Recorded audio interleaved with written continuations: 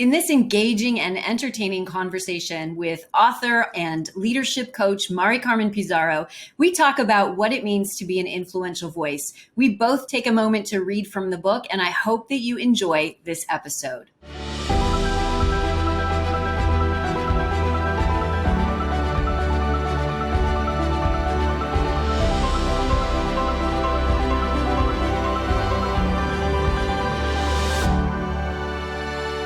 Thank you so much for having us. A Novel Idea, Tori and Christina for hosting, and my dear friend and colleague, Mari Carmen. I am so excited to be able to be on this virtual stage with you. We have shared a stage many times, multiple times for many, many years, and to be able to share the virtual stage to talk about what it means to be an influential voice is truly a pleasure and a privilege. I would love to start by sharing with our audience a little bit about you. I'm gonna go through your bio, because let's just be real, everyone who's on this call, on this amazing virtual book reading. Mari Carmen Pizarro is serious business. She is the founder of Whole Leadership Systems, a boutique consulting firm dedicated to developing high-performing executives and leaders.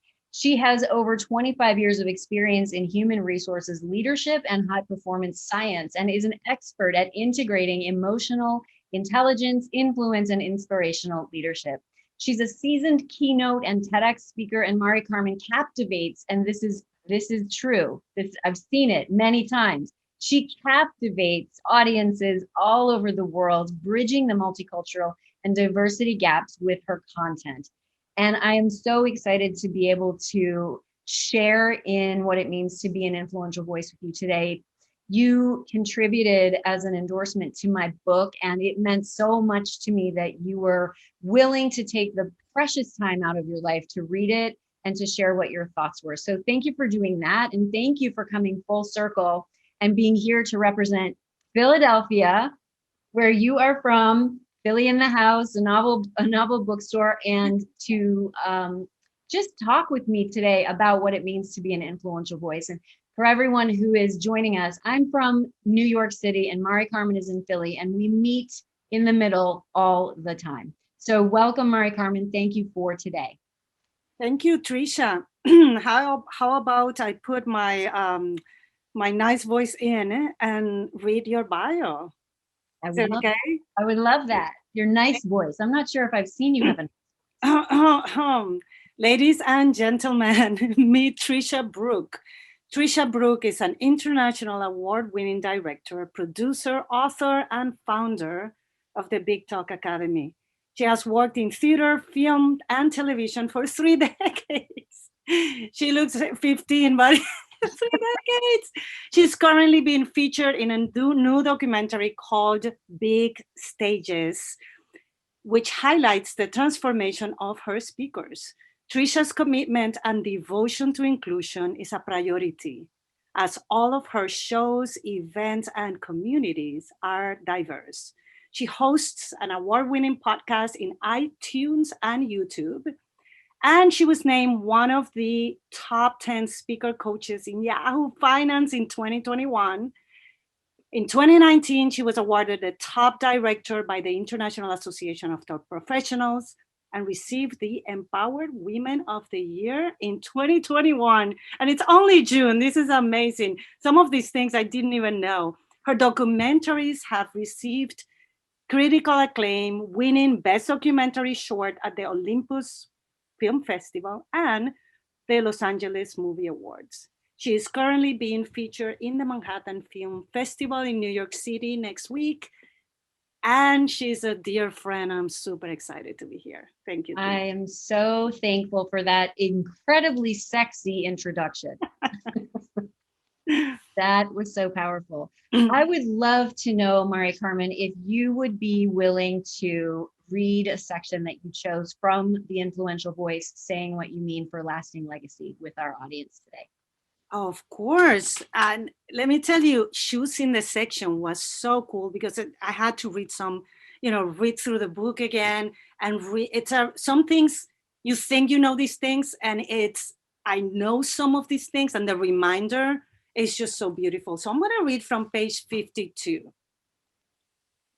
Part of having an influential voice is understanding that words matter, and how they land on someone has the opportunity to lift them down or hold them down.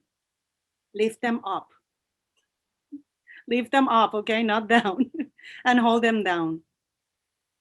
What this means is that your recipient's next emotion, thought, and or action will be directly influenced by your message. This impact is not merely about choosing your words carefully, thinking before you speak, filtering, or discerning. Saying what you mean centers on your intention behind crafting those words. Of course, not every word that comes out of your mouth is going to be precise, effective, or brilliant. Casual speech is human and even superhuman. I think that's super sexy, by the way, casual speech. For the sake of working on your influential voice, know that your words are power and your words are influence. Decide on the kind of impact you want to have with your words today. I want you to decide that today, or Tricia wants you to decide that today, and commit to it. I invite you to say this out loud today, tomorrow, and the next day.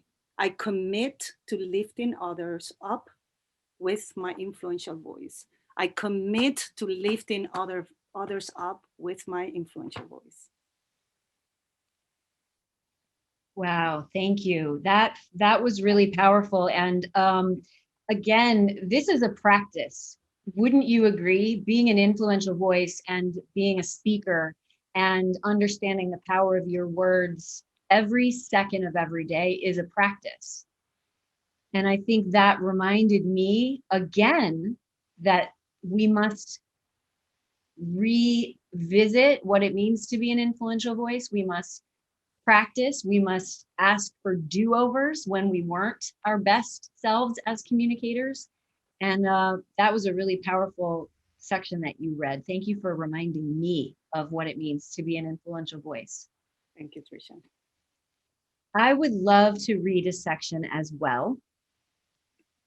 And this is from page 70, and it's the section called Proof of Influential Speech, Testimonies. The U.S. women's soccer team won its 4th World Cup on July 7th, 2019 in France.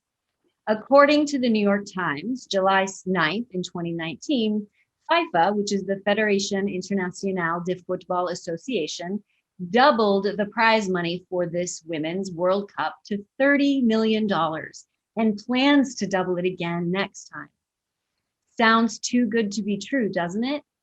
It's actually a good old slap in the face to gender parity. FIFA's contribution to the 32 men's World Cup teams is $400 million.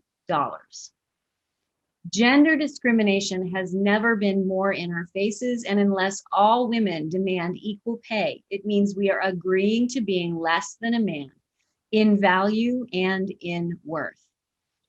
In 1993, living here in New York City and pursuing my dream of being a dancer, I joined the Doris Humphrey Repertory Dance Theater. I went to college for dance, and Doris Humphrey was a modern dance great who is part of the second generation of groundbreaking female modern dancers, including Martha Graham and Hanya Holm, and Ruth St. Denis, Catherine Dunham, and Isadora Duncan are first generation. All of these women are the pioneers who ushered in a new form of dance that protested traditional ballet. They danced barefoot and without tights. This was revolutionary and truly influential. Being able to bring Ms. Humphrey's choreography to life was an incredible gift for any dancer, and being paid to do it was unheard of. I was making $300 a week and loving every second of it. I got to play the lead in her 2 ecstatic themes choreographed in 1931 and Lament for Ignacio Sanchez, which she choreographed in 1946. This was historical and important to my career and my soul. My best friend was also in the company, and we took ballet together before rehearsal. We danced together. We roomed together when the company went on tour. This was a dream come true for a girl from Missouri who grew up on a farm. Our tour in Salt Lake City, my best friend and I got back from rehearsal and we were unwinding in our shared hotel room. It was a Friday, so we'd just been given our paychecks for the week and direct deposits were not a thing yet. We compared our paychecks in celebration that we were being paid to do what we loved. It was a naive and benign moment of jubilation until I realized that my best friend, Andre, was being paid more than me. He was being paid more than me. And as the soloist, I was dancing more than him. This had to be a mistake. Gender discrimination? I was in New York City in a dance company. No, this is an accounting error. I didn't want to believe the numbers. I just couldn't. All seemingly rational thoughts. Well, when I confronted the artistic director, he informed me that he would not increase my salary to equal Andre's because it's more difficult to find male dancers than women.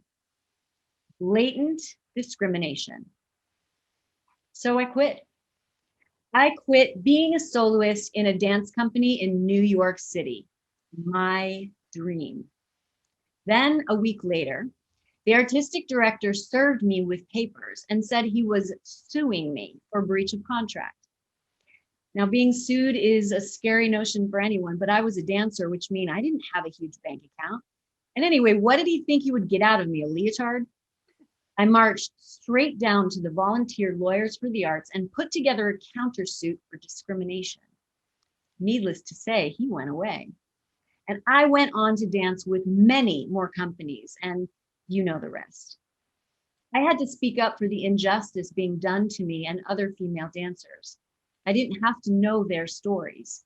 They existed. If I had not turned my anger into something meaningful and reclaimed my power, I realize now, as an influential voice, silence in a time that I needed to speak out may have caught up with me later in damaging ways. Megan Rapinoe, star of the US soccer team, led the 2019 tournament in goals and speaks openly about inclusion, gay rights, and equal pay. She joined her teammates in filing a federal lawsuit against the US soccer team to demand equal pay and treatment, a suit that federal judge R. Gary Klausner dismissed on May 1st, 2020. When confronted at a press conference about her comments about not wanting to visit the White House, she stood by her statement before taking questions about the sport. She is role modeling for young women and men everywhere. She's not willing to accept being paid less and is risking public scrutiny by speaking out. She's using her platform responsibly to speak out. And as she did on Twitter over the May 1st ruling, we will never stop fighting for equality. The Equal Rights Amendment, an amendment to the Constitution that was introduced by Alice Paul in 1923 and passed on to Congress in 1972, was designed to guarantee equal legal rights for all American citizens, regardless of sex.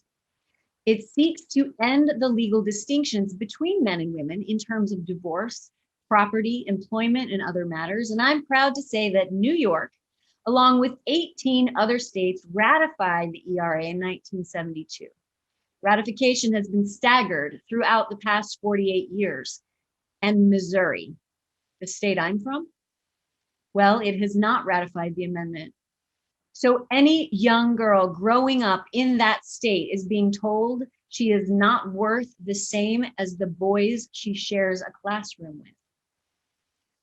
The more women fully wear our success, the more we own our power and be the leaders, the more we become speakers who understand that using our voice is our responsibility, the more we make change possible and probable. Words have an incredible power to create hope and healing. In fact, Harvey Milk, the first openly gay elected official in the state of California, deemed his historical speech about unity and shattering stereotypes the hope speech. It is still recognized for its story of ARC, its story arc of hope, and he delivers that speech in 1978. Simultaneously, we know that words can demoralize and destroy. Coming from a world leader, words can start wars, ignite financial panics, and carry a nation through a troubled time. I will point you to a January 9th, 2020 headline in Forbes.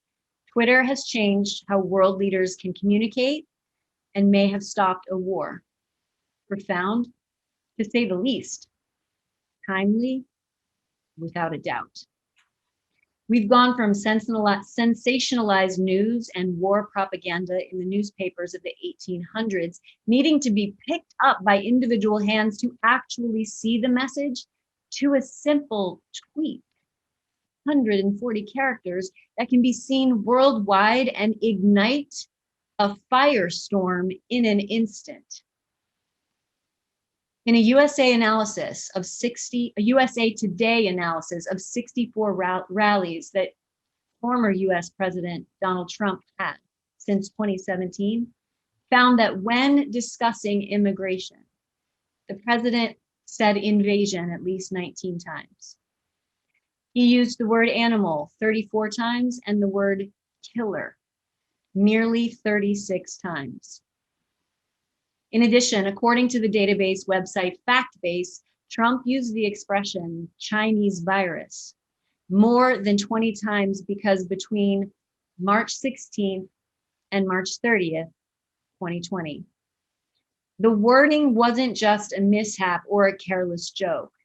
And a Washington photographer actually captured the script of a speech wherein Trump had crossed out the word corona and replaced it with Chinese. These words of xenophobia, extremism, fear, and hate are being spoken from the highest office of our country. And it is the kind of speech that wounds humanity on a level that will take decades to heal. If you think about our journey together to make you the influential voice, you fully understand what I'm talking about here. But this is not about sides. It's not about laws. This is about honoring and respecting the power of speech and bringing dignity back to soulful communication. Choosing to use the word invasion has consequences. Choosing to stay silent also has consequences. And this is another reason your voice matters. As communicators, it is crucial for us to think about how we are showing up in the world. As communicators, it is crucial to think about the power our words have and the weight they carry. It is also crucial to understand how staying silent can be equally as destructive. On December 1st in 2018, on the subway, home from seeing Michelle Obama speak at the Barclays Center in Brooklyn, I witnessed a group of young white boys talking with one another. It was around 10 p.m. and the train was moderately full of people. And these 5 boys were speaking at volume meant to be heard. And they were talking about 2 girls they went to school with. What was so shocking is that they were talking derogatorily about these girls as if they were sexual property. They were speaking violence against 2 young girls in such a way that it became violence against all the women on the train, including me. I stood up, walked over to these boys and asked them to stop. It was a crowded train. I was not in danger, and I spoke to them, not the entire train. And I shared that what they were saying was violent and these young women needed to be respected with their language and their actions. And of course, they were sarcastic with me, but they stopped. They laughed at me, but they stopped. They stopped speaking. Had I been silent, they would have continued offending everyone on the train with their violent speech. My hope is that the next time, the one boy in that group who knows this is wrong will have the courage to not remain silent. He, in turn, can help shape the other's behaviors moving forward. This is how we change the story of respectful communication. We lost the great Toni Morrison towering novelist of the Black experience, as the New York Times deemed her in 2019. In 1993, she gave an acceptance speech for winning the Nobel Prize. Fiction has never been entertainment for me. It has been the work I have done for most of my adult life. I believe that one of the principal ways in which we acquire, hold, and digest information is via narrative. So I hope you will understand when the remarks I make will begin with what I believe to be the first sentence of our childhood, that we all remember the phrase, once upon a time. We are in a moment of history where words are more important than ever. As communicators, as influential voices, we have an opportunity and a responsibility to rethink how we speak. As a people, we have an opportunity to create a new narrative, one that is driven by thoughtful and respectful speech. I'm not asking for everyone to share in the same beliefs or have the same opinions. Our differences create endless possibilities governed by empathy, innovation, creativity, culture, and worldliness. However, speaking mindfully and deliberately from a place of love and respect is the only way we can change the current narrative of undignified communication. Once upon a time, let's write a new story. It's up to us. My heart is beating, Mari Carmen. Yes, mine is too, as I followed along. Thoughts on what it means to be an influential voice and how you're showing up. I know how you're showing up every day, but I would love for you to share how that impacted you as a woman who is really, your life's mission is to close the gender gap. Yes, Tricia. And I've been doing, some thinking in preparation for today. And the one thing that I want to instill in people, women, men, everyone, right? That being an influential voice really begins at home. That you can practice being influential at home in your community. Easy. You don't have to have a big stage. You don't have to, be a political person running. And sometimes people, I believe that sometimes people shy away because of that fear, right? And true influence is based on an emotional connection. So if we don't create that emotional connection, there's nothing. So when I say true influence is based on an emotional connection, what I mean is it's a connection based on trust, right? So that other people trust us and we can move or influence others to take action or to stay still. And there's no better place to practice this so that we're ready when we're in the train and we have to say something, or when we are in the big stage. There's no better way to start than at home. I am constantly evaluating how am I exerting my influence over my children, grandchildren, my husband, my community, right? It's almost like you start here small with that trust and it starts going out bigger and bigger and bigger and bigger. What is it for you, Tricia? What is being influential for you, an influential voice? Thank you for asking. And I'd love to comment on what you just shared, which I agree with wholeheartedly, is that it starts at home.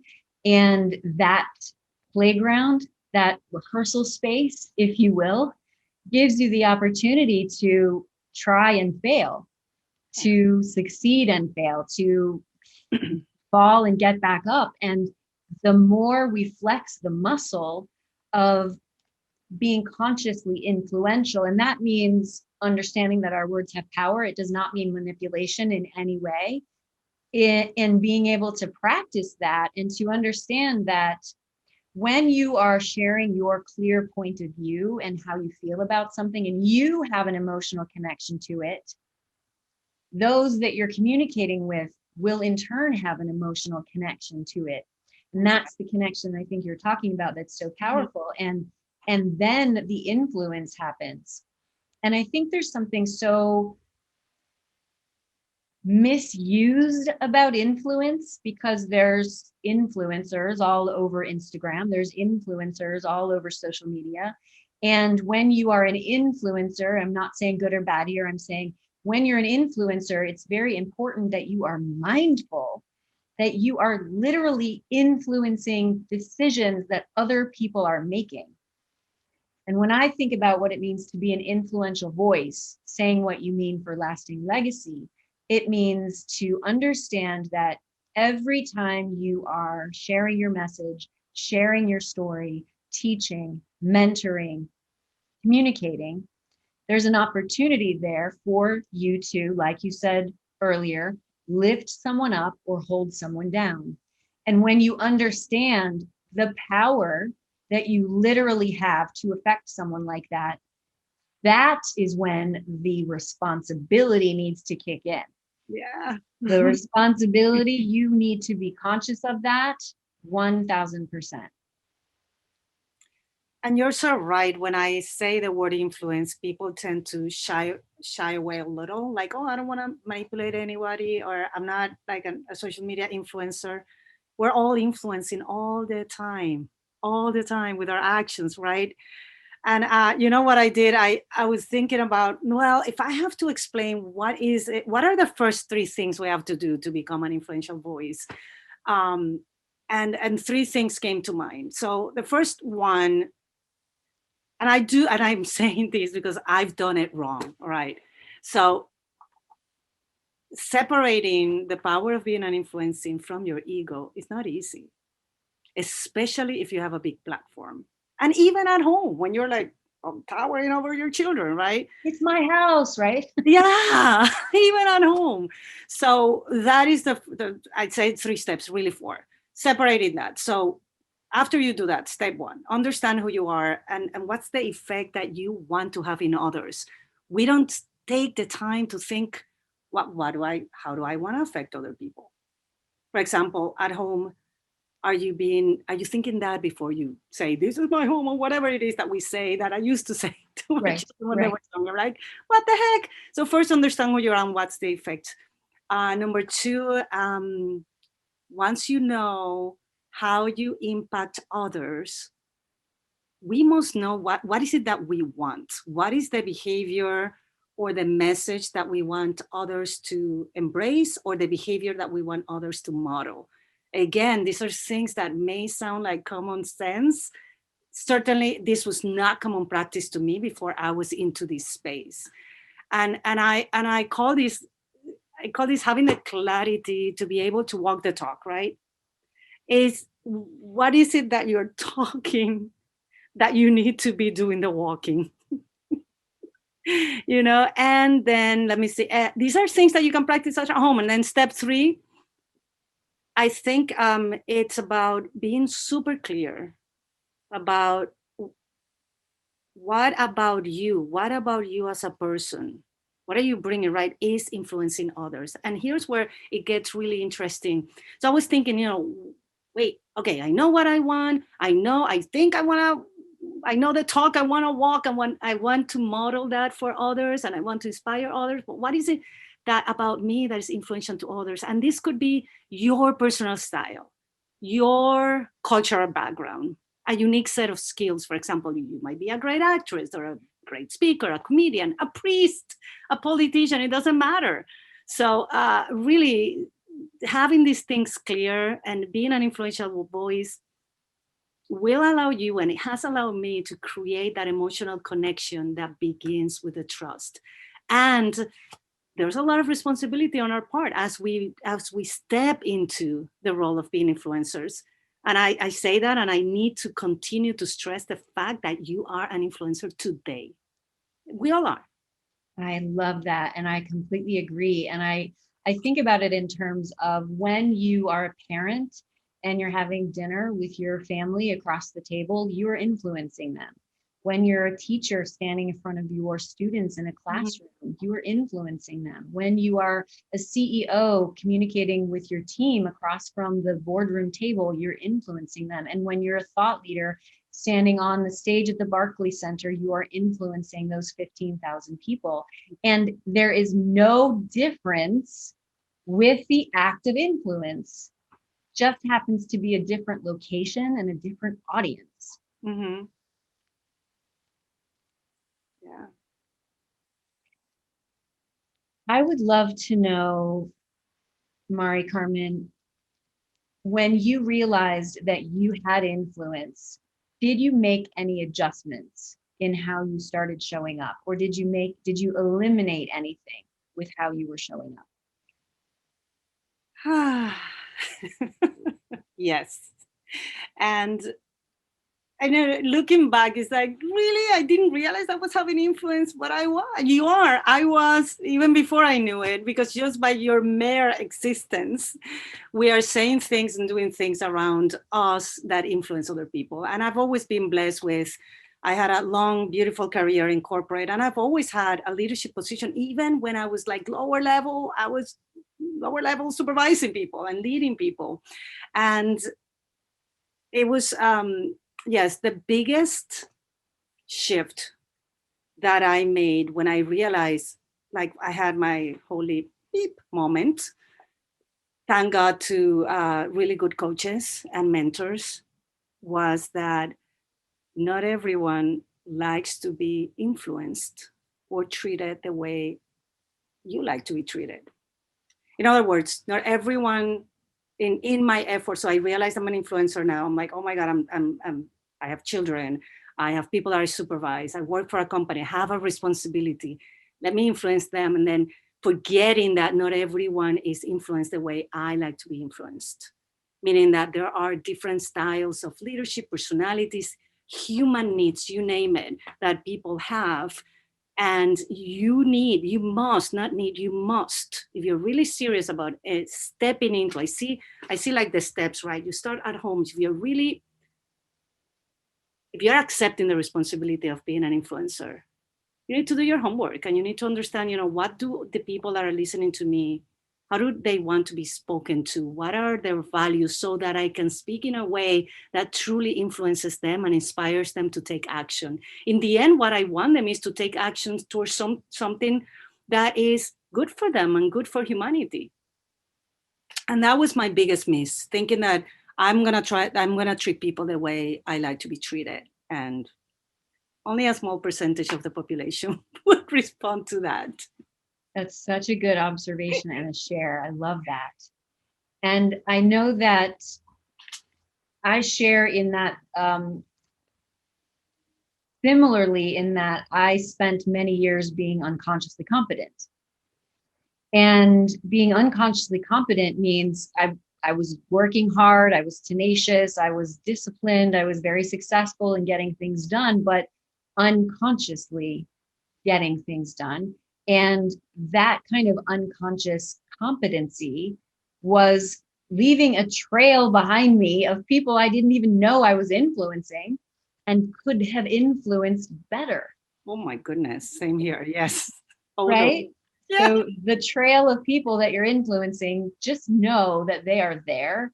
And when you become consciously competent and you begin to consciously step into the role of being an influential voice, which is having courage and curiosity and humility and love and the willingness to fail as a communicator, the willingness to be risky as a communicator, like going up to a group on a subway if you're safe.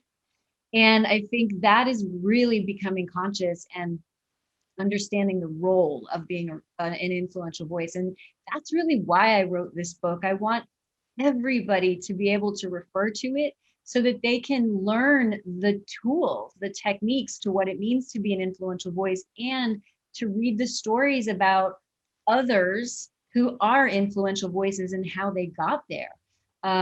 I start the book off by talking about where I grew up in Arnold, Missouri, which was on a farm, and I learned how to shoot guns and kill my dinner, basically. Love that. I didn't know that. Ooh. Yeah, and that sort of upbringing and that personal story I share because I am here with you now as the author of The Influential Voice, saying what you mean for lasting legacy, because I truly want to make the world a better place. I want to influence others. I want to share my message with others and teach people how to be an influential voice or to activate their already in existence influential voice. Make it conscious, right? Do that transition. Yeah, for sure.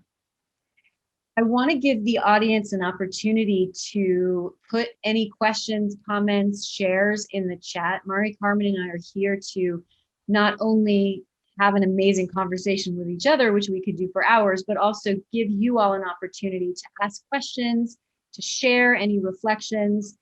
The book is available at theinfluentialvoicebook.com. Mari Carmen, as the founder of the International Women's Leadership Academy, your mission, I know, is to close the gender gap. And I also know that you've spent a lot of time coaching women who have yet to fully embrace their influential voice. What's that process like for you, and what have you seen blossom in front of your eyes when these women do? So thank you. That's it brings me so many good memories and painful memories at the same time, because I don't only work with women, and I didn't set out to like, I'm gonna work with women only. However, through the years, I work with men and women, and the pain of watching and seeing and coaching and mentoring an executive woman who feels that things are not happening around her faster, meaning the promotion, the pay, the project that they want, or even being heard at the board of directors table. They're associating those things with maybe that they're associating those things to the fact that they're women, meaning that they say things like, or used to say, the women that have worked with me, oh, maybe I didn't get the promotion because I'm a woman. Maybe I didn't get that project because I'm a woman. Maybe I wasn't heard. Maybe I cannot be an agent of influence in my company because I'm a woman. It's a boys' club. I heard that over and over and over. And I have to say that the first times I heard it, I'm like, yeah, maybe, let's just do some research here. I observe these women. Something that I do when I work with any leadership client is I go and I observe them. I go, I monthly, if possible, especially when the world was open. And I started seeing a pattern of all of these women that was, I would say, triggered by fear. They were afraid. And there's a section in your book, Tricia, that you talk about fear. And they want to be an influential voice, but they're afraid to speak out because they're a woman, they're not going to be heard. That means, so over and over the same thing, right? They were using the same old tactics of trying. And when I say trying, I mean really that it wasn't working. Trying to ease their way into a conversation. Sorry, but, I have an idea. It might not be good, but the over apologizing, the over excusing ourselves, and we do it, and I've done it. Actually, at some point, I thought that was what I needed to do to be an influential woman in the workplace. And what I realized working with these women, and I continue to work with them, is that when we feel fear, it's because we're making it about ourselves. We forgot when we are afraid to speak out. These women afraid to speak out, afraid that if they speak out up, they would not get the promotion. That means that they forgot why they wanted to speak out. Or they were not even clear on their intention. What is it that you want really out of life? So we did a lot of work on that. And in my experience, whenever I personally shied away from the duty of being influential, especially in a male-dominated industry, and tell me which industry at the top is not male-dominated. When I was not doing it right, and I shied away from being influential, it was because I was making it all about myself. I forgot that I had a message that was going to have an impact on others. So your story on the train, that was on the train, is the same story that is not developed the same way is what I was encountering with these women. They see the situation, they're afraid to speak up because they're making it about themselves. They forgot the power of being an influential female leader in the corporate world. What do you think about the idea of fear and limiting beliefs? And that can be deep seated.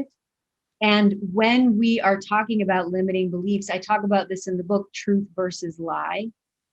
And I think that's something that we can all ask ourselves every single day. And I'm sure this is also something that you do when you're coaching your academy and your women, your leadership women, is this truth? Is this lie? And that means I'm not going to write my talk because I don't have time.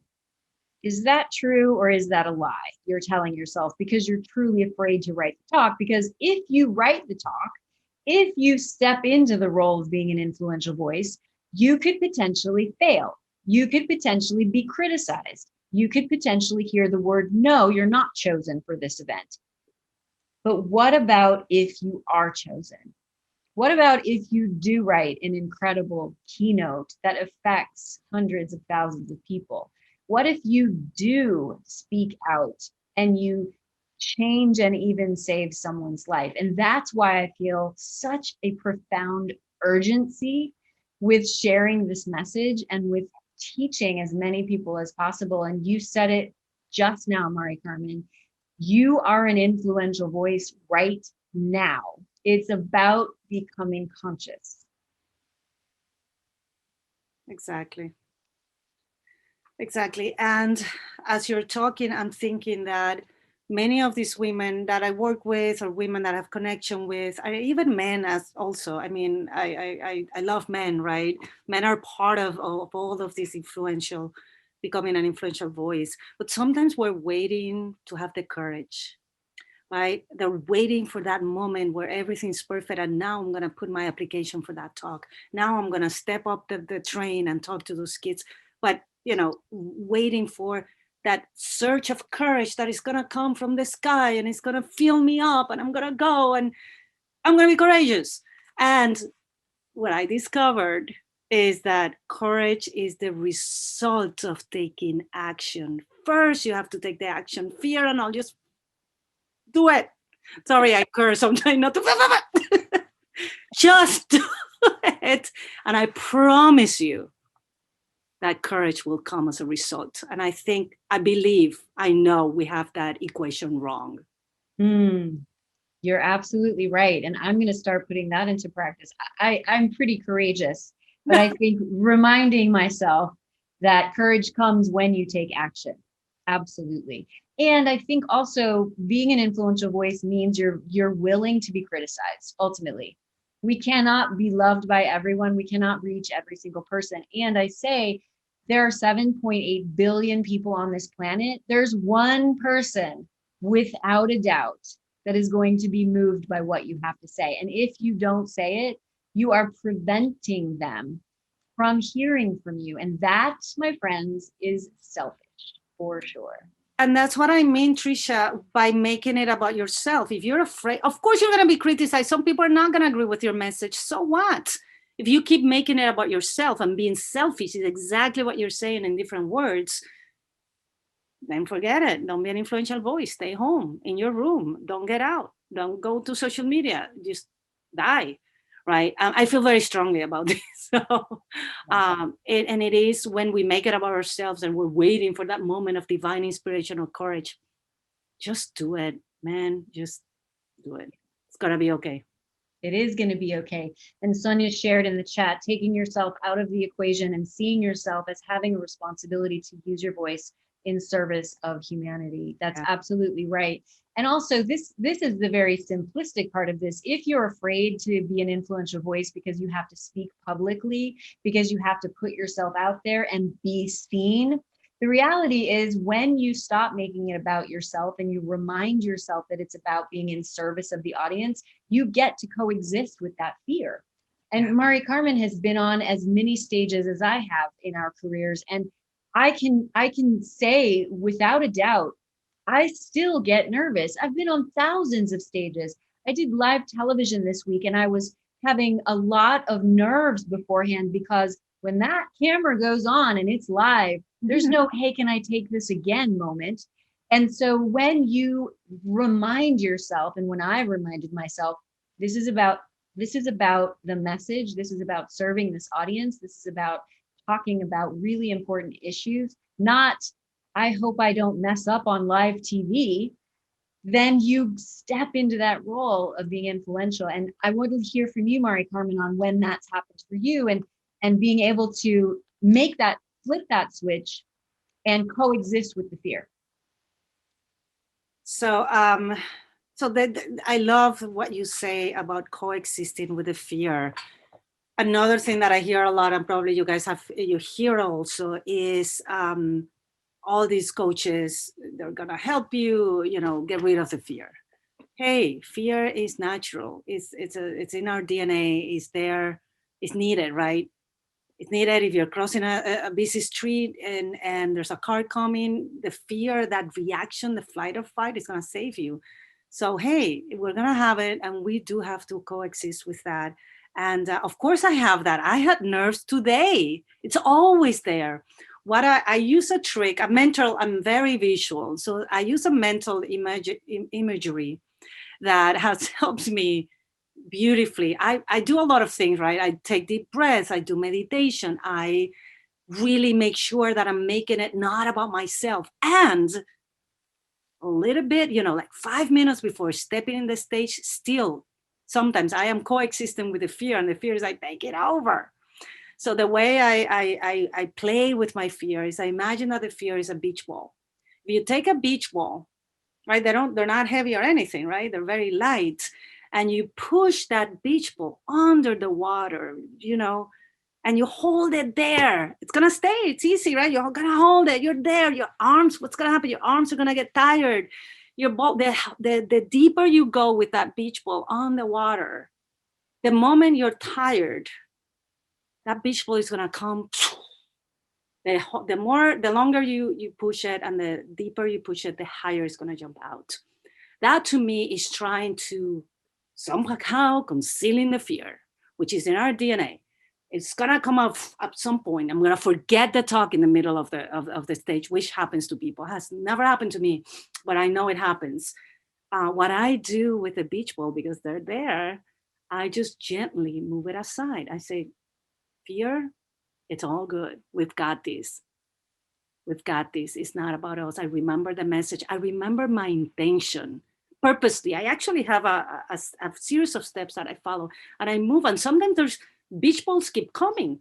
I'm in the stage and I see the beach ball, and it's just move it aside. They're just gonna go with the wind, and they might come back, because fear is like a resident in a renter in a multi-level unit. It's a renter that comes and goes. You're never gonna get rid of it. And the beauty, I love your words today, Tricia, coexisting with it. It's a beach ball. Just move it aside, because you have a responsibility to be an influential voice. That's so beautiful, Mari Carmen, because when you just gently push the ball aside, it takes zero force. Yeah. Holding it underwater is exhausting. Imagine that. You're gonna end up with good biceps. Yes, exactly. We have 7 minutes left. I want to give the audience an opportunity to ask us any questions in the chat. Sonia has another comment. Your goal should be to introduce a new perspective, not necessarily to get them to agree or disagree with you. That's out of your control. Absolutely, Sonia, could not agree more. We're touching on a little bit of something I would love to be able to close with today, Mari Carmen, which is high performance. I talk about the high performance manifesto at the end of the book, and it's really because so many of my community members ask me how I get so much done. And I did write The Influential Voice, Saying What You Mean for Lasting Legacy, during the 10 days that Joe, my husband, and I were supposed to be in Mexico celebrating our wedding anniversary. And it was during COVID, so we didn't go anywhere. And I decided to keep that time for myself, and I sat down and wrote this book. And I also share in the book my high performance habits, because I truly believe when you make the decision to step into the role of being an influential voice, whether it is a teacher, a parent, or a thought leader or a CEO, it requires a level of productivity and performance It requires a level of productivity and performance, period. And that means sleep, hydration, meditation. It means all of the things that we as influential voices must adhere to in order to be at the highest level of ourself. I would love to know your thoughts on that, Mari Carmen. Absolutely, Tricia. You know that this is something that I teach. Actually, I was teaching the module on productivity today to a group of corporate leaders. And some of them have been working with me for a while. And we're talking about what it is to be a high performance leader who uses our voice to create change, right? And to inspire others to action. And because we've been working for a while, this is our 5th month working together. I asked, what is different now as it relates to productivity and performance that was not there when we started working together. And I opened the floor for comments.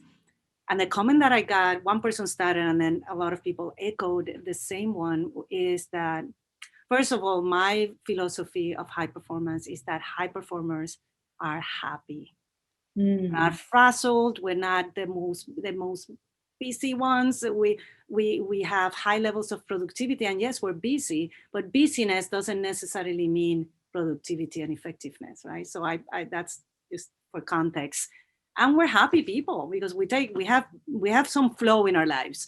So the thing that came up was that the clarity, understanding the intention behind everything that they do, every project, every single goal, every time they have to speak in front of a group, every time they have a meeting, every time they have an opportunity to influence other people, understanding, taking a second, it just takes 5 seconds. Okay, what's my intention now? You hear these people saying, they speak and they offend people, people that speak and they offend people and they say, well, that's how I am. I call it how it is, or whatever it is that they say. I say it like it is. I'm not going to sugarcoat. Right. Hey, BS, you're making it about yourself again. What's your freaking intention? What's your intention? Are you clear in this moment of your intention? And that's what completes to me, the high performance conversation, right? We take time, and I say we because damn it, I've been working on this, and I am a high performing leader. And it's something that I work on every single day. What is my intention today? And then so that I can identify what are the areas that I need to work on so that my productivity and my performance it's higher. And I'm not just busy. And this is essential in anybody that wants to be an influential voice out in the public. Without question. And I love that you're highlighting how important intention is, because just like choosing the words that you're saying and being intentional about how you're showing up as an influential voice, when you are clear with what your intention is from a call, from a meeting, from an exchange, from a coffee date, from a conversation, you put into motion what your desired outcome is. And that is truly being an influential voice. Sonia is in the chat saying, yes, intention and clarity. She loves it. Amazing. We are going to be, it seems, wrapping up. I see Tori has put her camera back on. I want to close out by asking Mari Carmen, when you fully stepped into the role of being an influential voice, what did you identify as your lasting legacy? The first thing is the shift from ego, and I was there, to be honest, to have a life of service. And every 3 months or so, I redefine what that means to me, a life of service to others. And becoming, my lasting legacy is the knowledge that I have that I am an influential voice, that you can become a beautiful voice of influence to inspire others. If that message gets into the heads of the women that I'm coaching and the men that are promoting or not promoting them, I've done part of my job to close the gender gap at a global level. I want anybody that feels that there's more to be more. If that's you, I want you to be more, want more, do more. We all have the power within ourselves. You have the power within yourself to become an influential voice. Absolutely. Well, thank you, Mari Carmen, for joining me tonight at a novel idea book reading. You are an influential voice in my life, and I'm so grateful for you. Everybody who joined us, thank you so much. My lasting legacy is being able to amplify and elevate voices in order to make the world a better place. And I'm so grateful to all of you who have joined us here today.